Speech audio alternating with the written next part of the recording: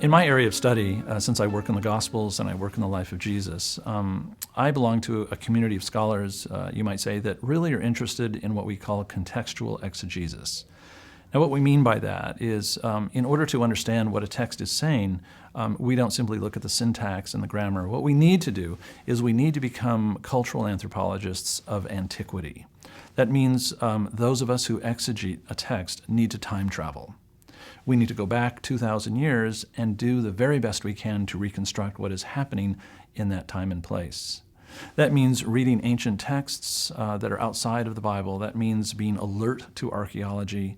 That means having a discerning view of rural peasant culture, let's say, that we have in the Middle East over the last couple hundred years. And so there are numerous scholars that have worked in this kind of this area, and I think those of us who do concentrate on that contextual reconstruction are gaining insights into the New Testament that we haven't had before.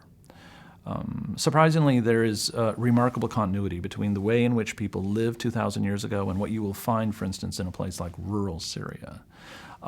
There is remarkable insights that can be found from reading ancient Jewish literature. And even when we excavate now, say, villages that are in Galilee, we see things in the material culture that now give us an insight into Jesus' life and world. So I think this is a task that New Testament scholars have really got to lend themselves to. For myself, I've been really fortunate over the last 20, 25 years, and that I travel to the Middle East at least once a year, sometimes twice.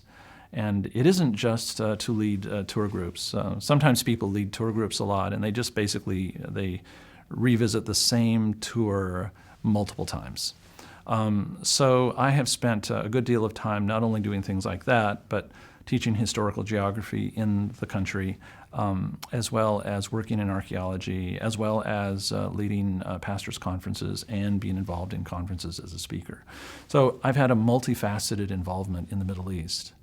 I've also been able to travel extensively: Lebanon, Syria, Iraq, even Libya, Egypt, Jordan, Palestine, Israel.